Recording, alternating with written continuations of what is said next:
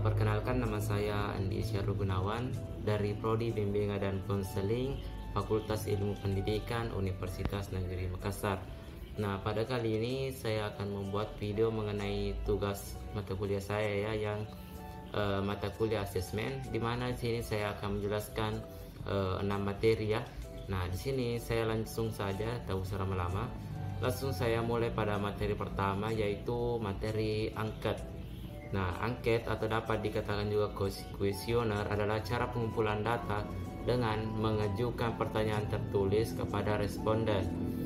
Kuesioner adalah daftar yang berisi pertanyaan-pertanyaan yang disusun berdasarkan tujuan penelitian untuk konstruk variabel tertentu yang dikaji oleh peneliti. Nah, tujuan dari angket ini itu untuk mengetahui apa-apa kebutuhan, apa-apa tujuan yang dibutuhkan. Nah, kebanyakan angket ini juga dapat dilakukan pada dunia pendidikan ya, misalnya di sekolah dasar, sekolah menengah pertama ataupun juga SMA ya.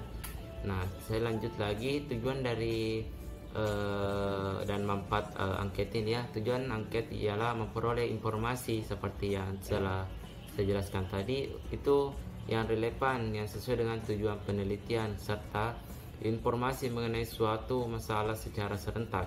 Nah, adapun angket juga terdiri dari beberapa jenis ya.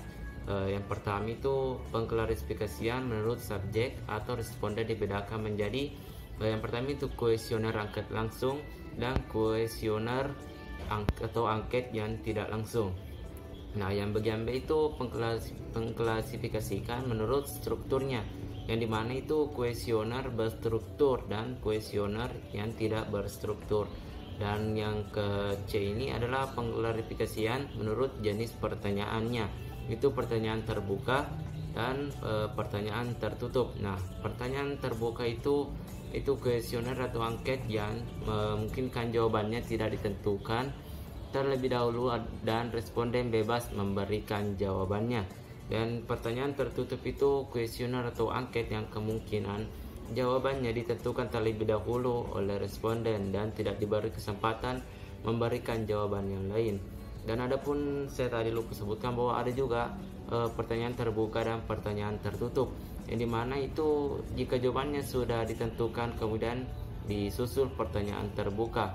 Maksudnya itu ada jawaban-jawaban tambahan. Nah, bagian D itu ada pengklasifikasian menurut bentuk jawabannya.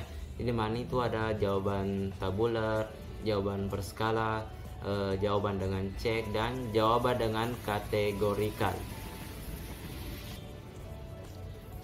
Oke, kita lanjut lagi. Itu cara merancang angket ya. Karena angket ini tidak hanya semerta-merta memberikan pertanyaan kepada siswa, memberikan pertanyaan kepada yang ingin kita ketahui informasinya.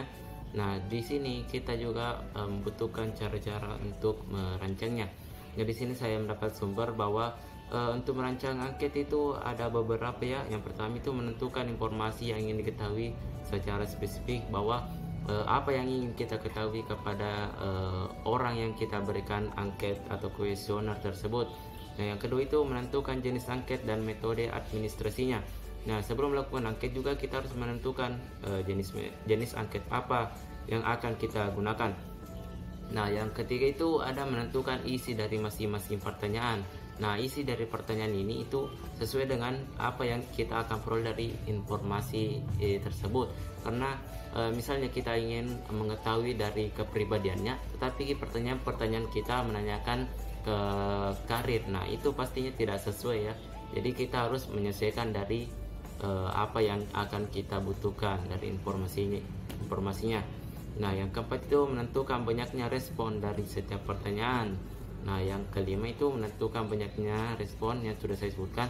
Yang kelima, itu memilih kata yang digunakan pada setiap pertanyaan.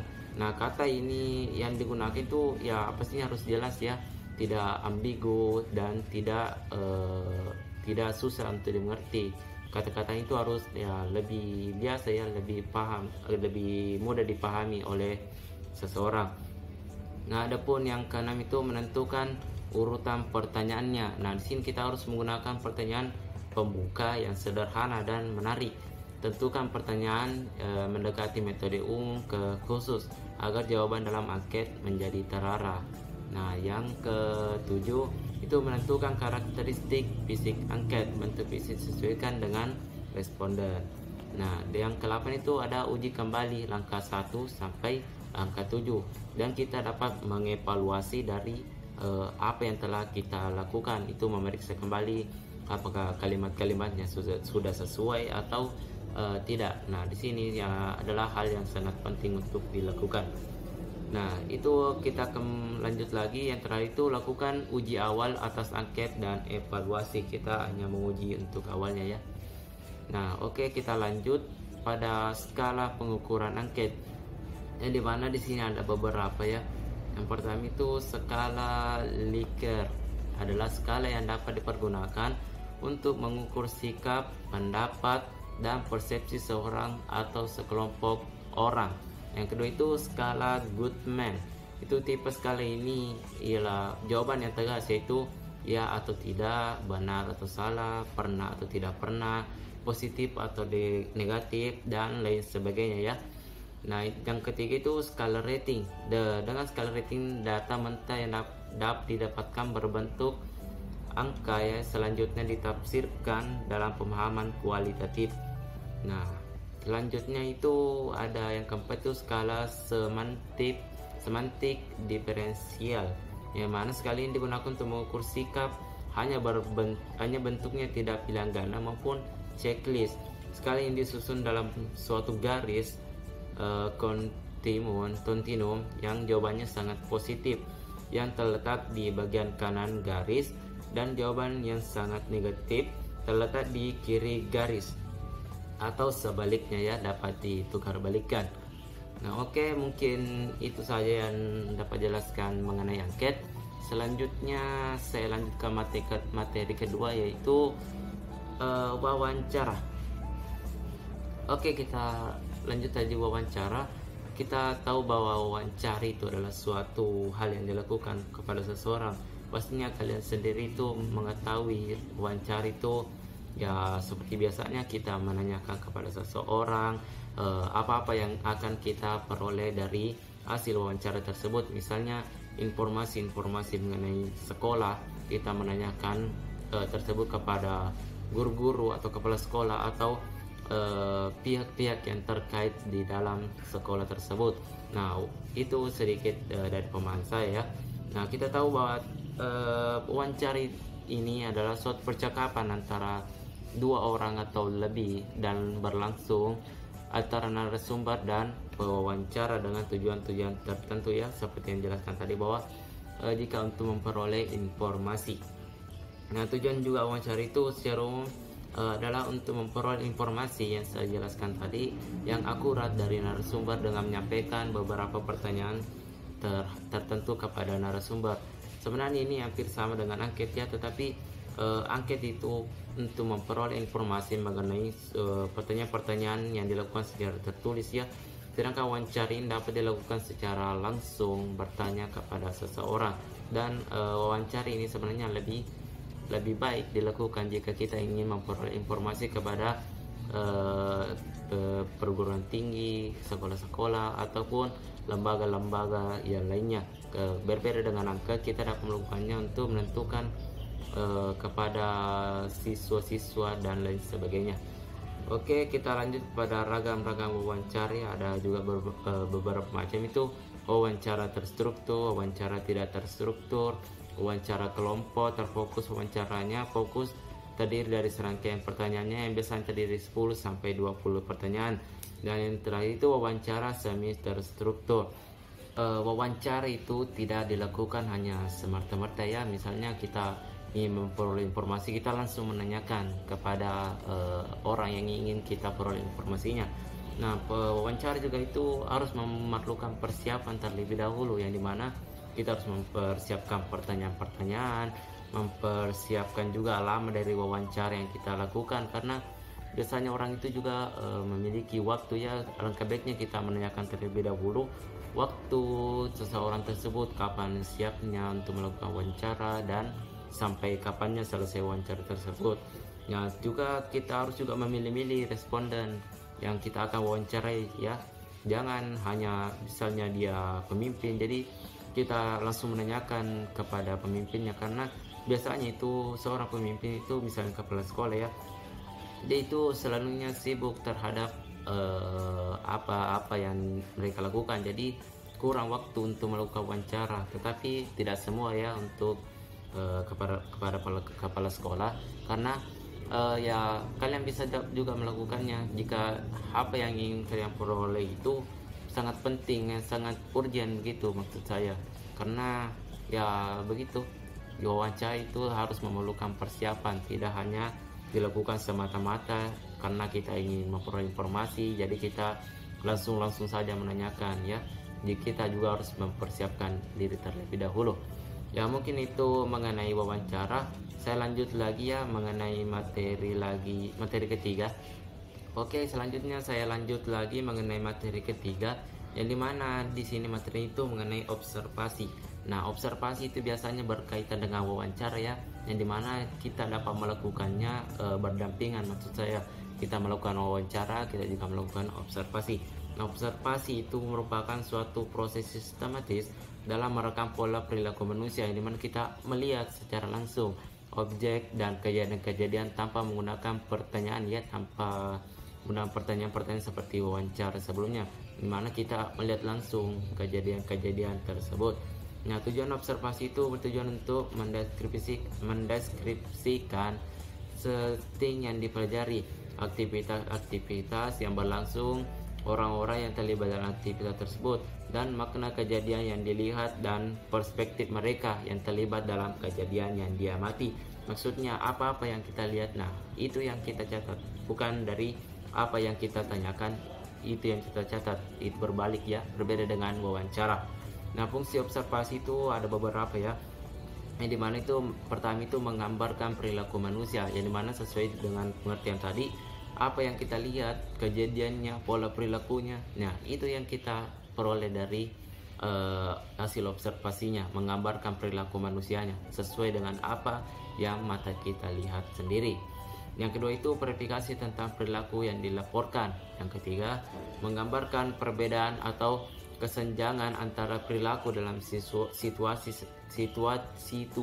testing dan situasi lain, konsistensi dan inkonsistensi perilaku. Dan keempat itu memberikan gambaran tentang perilaku yang tidak dapat diungkap oleh alat lain, misalnya tadi angkat ataupun wawancara. Nah, yang terakhir itu laporan sistematis. Nah, kita lanjut lagi bahwa observasi itu kita juga harus mengetahui apa manfaat dari observasi ini.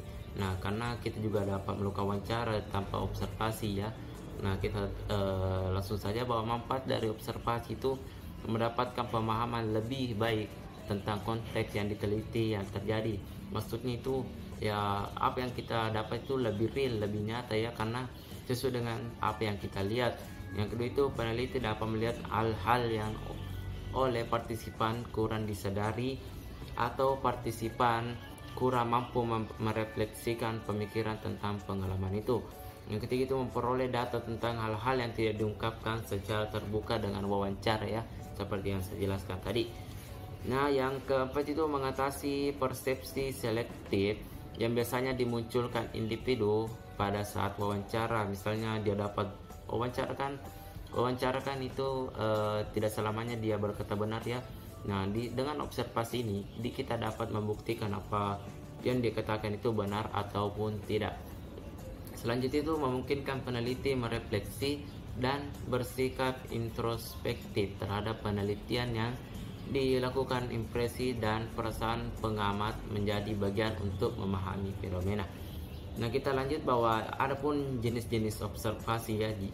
Yang pertama itu observasi sistematik, yang biasa disebut juga observasi terstruktur, yaitu observasi yang memuat faktor-faktor dan ciri-ciri khusus dari setiap faktor yang diamati. Dan kedua itu observasi eksperimental, itu observasi yang dilakukan dengan cara mengendalikan unsur-unsur penting ke dalam situasi demikian rupa untuk mengetahui apakah perilaku yang muncul benar-benar disebabkan oleh faktor yang telah dikendalikan sebelumnya. Nah, yang ketiga itu observasi natural, Itu observasi yang dilakukan pada lingkungan alamiah subjek tanpa adanya upaya untuk melakukan kontrol atau direncanakan manipulasi terhadap perilaku subjek. Yang ketiga itu adalah observasi partisipan. Itu orang yang mengadakan observasi turut ambil bagian dalam kehidupan orang-orang yang diobservasi. Yang kelima itu adalah observasi unobtrusif. Biasa disebut dengan sebagai unobtrusive measures, unobtrusive methods, non-reactive methods. Ya, penyebutannya ya sungguh luar biasa ya, sulitnya. Yang dimana itu merupakan observasi yang tidak mengubah perilaku natural subjek. Observasi jenis ini dapat dilakukan dengan menggunakan bantuan alat ataupun menyembunyikan identitas sebagai observer. Ini mana artinya ini ya sebenarnya ini sangat bagus, karena jika seseorang mengetahui kita sedang mengobservasi orang tersebut, pastinya dia itu melakukan perilaku-perilaku yang baik ya yang dia tampakkan. Sedangkan jika dia tidak mengetahui bahwa kita melakukan observasi kepadanya, ya pastinya dia tidak berpikir bahwa saya sedang diobservasi. Jadi ya saya hanya melakukan sesuai dengan kepribadiannya, sesuai dengan tingkah laku kesehariannya ya, tidak berpura-pura, maksud saya begitu. Yang keenam lagi, observasi formal. Itu ciri dari observasi formal mempunyai sifat terstruktur yang tinggi, terkontrol, dan biasanya untuk penelitian ya, biasanya dilakukan untuk penelitian. Dimana yang ketujuh lagi, menurut peranan observer dibagi menjadi observasi partisipan dan non partisipan. Nah, sini lagi selanjutnya, adapun cara-cara merancang observasi sesuai dengan wawancara tadi, kita tidak hanya melakukan semerta-merta, kita juga memerlukan cara untuk merancangnya terlebih dahulu. Yang dimana pertama itu menyusun pedoman pengamatan. Yang kedua itu membuat format pencatat hasil pengamatan. Apakah akan digunakan catatan anekdot atau skala penelitian. Yang ketiga itu melakukan uji coba pedoman pengamatan. Yang keempat itu pelaksanaan pengamatan. Yang kelima analisis hasil pengamatan. Yang dimana dari kelima ini kita harus juga memenuhinya terlebih dahulu ya sebelum melakukan wawancara. Nah, selanjutnya itu alat pencatat observasi. Nah, di sini jika kita membutuhkan alat untuk melakukan observasi ya, yang pertama itu ada catatan anekdot yang kita dapat mencatatnya ya sesuai dengan apa yang ditampilkan oleh perilaku seseorang. Yang kedua itu adalah skala penilaian. Nah, di sini juga ada pun kelebihan dan kekurangan dari observasi ini ya. Tidak kelebihan saja yang dimiliki oleh observasi. Yang dimana itu kelebihan dari teknik observasi itu terletak pada kita mudah untuk mengakses setting. Mode observasi tidak mencolok, tersamar ya, tidak menuntut interaksi langsung dengan partisipan, tidak menuntut ya. Dan itu kelemahannya observasi itu lebih mengarah pada persoalan validitasnya, karena bisa jadi penelitian ketika melakukan observasi hanya mendasarkan pada persepsi atau kesan sendiri. Nah, mungkin itu dari materi observasi ya. Kita lanjut pada materi berikutnya. Ya, baik, kita lanjut lagi pada materi keempat kita, yaitu mengenai sosiometri ya. Nah, ini juga sangat penting, sangat sering ya digunakan oleh para peneliti, terutama ya kami sendiri ya, kepada guru-guru BK ya, sering digunakan untuk melakukan sosiometri kepada siswa-siswanya. Nah, sosiometri ini apa? Nah, kita dapat sosiometri ini itu suatu pengumpulan atau metode pengumpulan data tentang pola struktur hubungan antara individu-individu ataupun hubungan individu dalam suatu kelompok.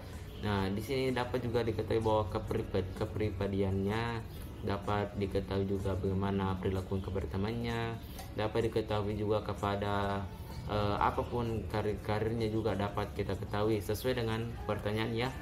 Nah, di sini juga hampir sama dengan angket sebenarnya. Adapun tujuan teknik sosiometri ini tuh mengasesmen hubungan interpersonal, menggali data tentang pola hubungan antar pribadi yang mengindikasi kualitas tertentu. Yang kedua itu mendeteksi perilaku sosial yang incongruent, itu sehingga kesehatan mental individu dapat diidentifikasi. Nah, juga ada pun jenis-jenis pengukuran sosiometri ya. Itu yang pertama itu kriteria khusus, yaitu mengukur sikap dan perasaan terhadap anggota lain dalam kelompok dalam suatu situasi tertentu. Misalnya, teman yang diinginkan sebagai partner diskusi, teman yang diinginkan saat berekreasi ya. Bagaimana yang saya jelaskan tadi, bahwa dijelaskan juga bagaimana perilakunya atau hubungannya terhadap teman-temannya ya.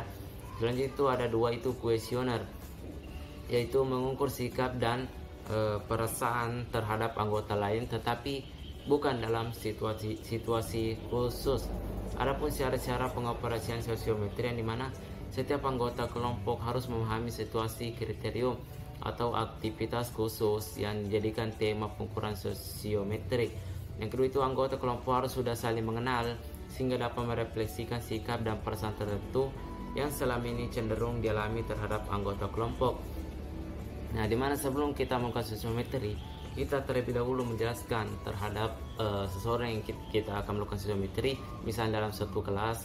Nah, dalam kelas tersebut teman-teman itu harus saling mengenal, dari mengetahui kepribadiannya, kelakuannya, apapun yang terdapat pada teman itu dapat mereka ketahui. Karena inilah tujuan sosiometri, kita untuk mengetahui bagaimana keadaan atau perilaku seseorang ini di dalam suatu kelas ataupun suatu kelompok ya. Nah, apakah dia terisolir ataupun dia misalnya ya dia terisolir ataupun dia disenangi oleh banyak teman. Yang ketiga itu semakin dewasa usia individu yang diukur dengan sosiometri itu sebenarnya lebih mudah, hasilnya cenderung lebih nyata ya, lebih reliable. Karena jika kita melakukannya kepada anak-anak ya pastinya sosiometri ini tidak dapat mendapatkan informasi yang lebih nyata. Ya, yang keempat itu anonim ya, yaitu hasil pilihan setiap orang tidak boleh diketahui oleh anggota kelompok lain, bahkan temannya sendiri sebenarnya tidak boleh mengetahui apa dari jawaban yang dimiliki oleh temannya, karena ya ini bersifat rahasia sebenarnya ya, karena ya hanya kita yang boleh mengetahuinya. Karena jika misalnya ya seseorang mengetahui bahwa dirinya itu terisolir di dalam kelas, ya pastinya dia semakin malas bergaul kepada temannya, dia semakin menjauh kepada temannya, atau bahkan dia tidak ingin bertemu atau tidak ke sekolah lagi. Nah, itu dapat merusak kepribadiannya ya, dapat merusak karirnya juga. Nah, kita lanjut bahwa macam atau jenis angket sosiometri ada yang pertama itu ada normatif. Pada tipe ini kepada setiap individu dalam kelompok ditanyakan siapa kawan yang disenangi ataupun tidak disenangi, sesuai yang saya jelaskan tadi ya. Yang kedua itu ada skala bertingkat. Pada tipe skala bertingkat disediakan sejumlah pertanyaan disusun bertingkat, dari pertanyaan menyatakan hubungan paling dekat sampai hubungan paling jauh.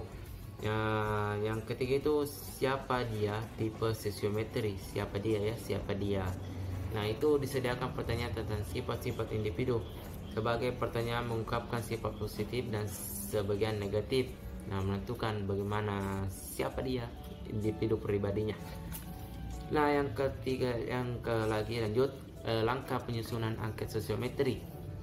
Langkah-langkah itu yang pertama itu menetapkan tujuan penggunaan angket sosiometri ya. Tujuan kita untuk melakukannya untuk apa ya? Untuk memperoleh informasi ya pastinya, ataupun untuk mengetahui keadaan dalam suatu kelompok atau kelas. Yang kedua itu menyusun angket sosiometri sesuai dengan pilihan tipe yang ditetapkan sesuai tujuan pelaksanaan asesmen. Nah, kita lanjut bahwa juga ada kelebihan dan kekurangan dari sosiometri, yang dimana kelebihan dari sosiometri itu konselor memiliki peluang untuk memahami bentuk hubungan sosial yang terjadi antara peserta didik yang dibimbingnya. Yang kedua itu informasi tentang fungsi individu dalam kelompok yang dihasilkan oleh sosiometri objektif sebab sumber dari banyak individu dan dengan manfaat hasil sosiometri. Yang ketiga itu konselor memiliki peluang untuk melakukan beberapa proses bimbingan untuk memperbaiki hubungan peserta didik dalam kelompoknya. Nah, kita lanjut pada kekurangan dari sosiometri ya.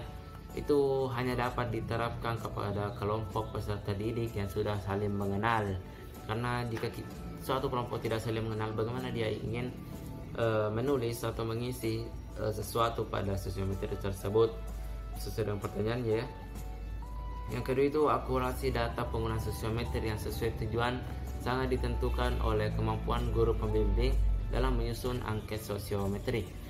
Dan yang ketiga itu peserta didik tidak mudah untuk menetapkan pilihan teman, menetapkan intensitas hubungan yang selama ini terjadi, maupun saat menetapkan kriteria pribadi, sifat-sifat kelompok anggota kelompok di kelasnya.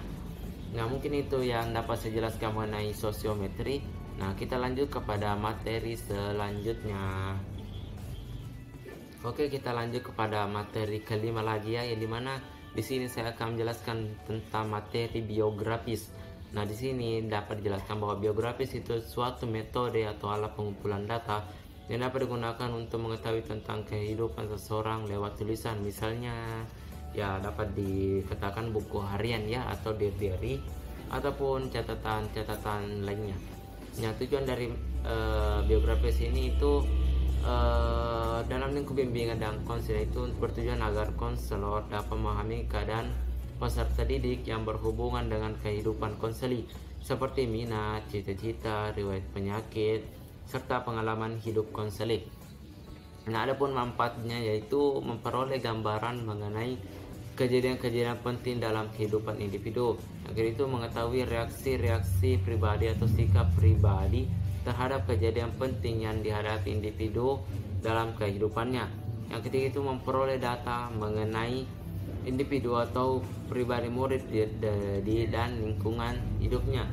Adapun yang keempat itu mempelajari ungkapan pikiran dan perasaan individu terhadap dirinya sendiri dan lingkungannya melalui catatan yang ditulis sendiri maupun dituliskan oleh orang lain.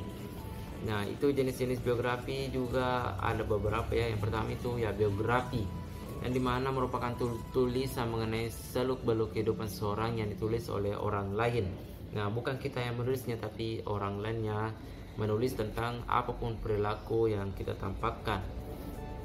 Yang kedua itu ada autobiografi, yang dimana tulisan mengenai gambaran tentang kejadian-kejadian yang dialami oleh seseorang dalam hidupnya, yang ditulis oleh individu tersebut, bukan oleh individu lainnya.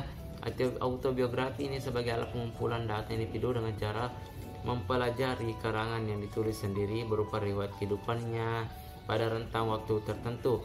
Autobiografi ini berisi tentang berbagai kejadian yang pernah dialami, dialami atau yang masih menjadi cita-cita atau harapan individu.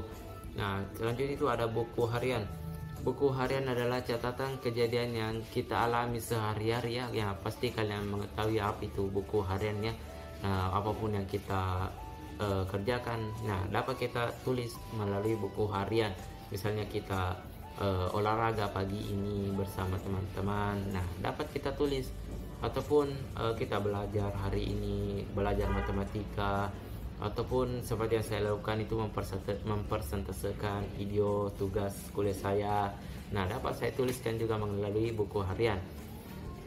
Adapun langkah-langkah pengadministrasi biografi itu, yang pertama itu tahap persiapan. Dalam tahap persiapan ini meliputi langkah-langkah yaitu penyiapan item-item garis besar dan penyiapan format. Jadi konselor menyiapkan format yang akan diberikan kepada peserta didik. Yang kedua itu tahap pelaksanaan itu meliputi pemberian instruksi. Setelah format diberikan, kita harus melakukan instruksi bagaimana kepada peserta didik. Maka yang harus dilakukan oleh seorang konselor adalah memberikan instruksi atau tata cara atau prosedur yang harus dilakukan mengenai pengisian instrumen biografis. Yang ketiga itu ada tahap analisis, yang dimana tahap analisis ini konselor menginterpretasi informasi yang ditulis oleh peserta didik, dan dalam menginterpretasi dibutuhkan seorang konselor yang ahli ya, bukan konselor yang abal-abal. Itu ahli agar dapat menganalisis instrumen tersebut. Ya, mungkin itu saya jelaskan mengenai materi biografis ya. Ya, mungkin tidak banyak mengenai materi biografis ini. Oke, selanjutnya kita lanjut kepada materi ke-6 ya. Nah, kepada materi ke-6 ini itu ada inventory, yang dimana inventory merupakan salah satu instrumen yang penting dalam memahami individu dalam upaya mengembangkan potensi dan penyelesaian masalah-masalah yang dihadapi.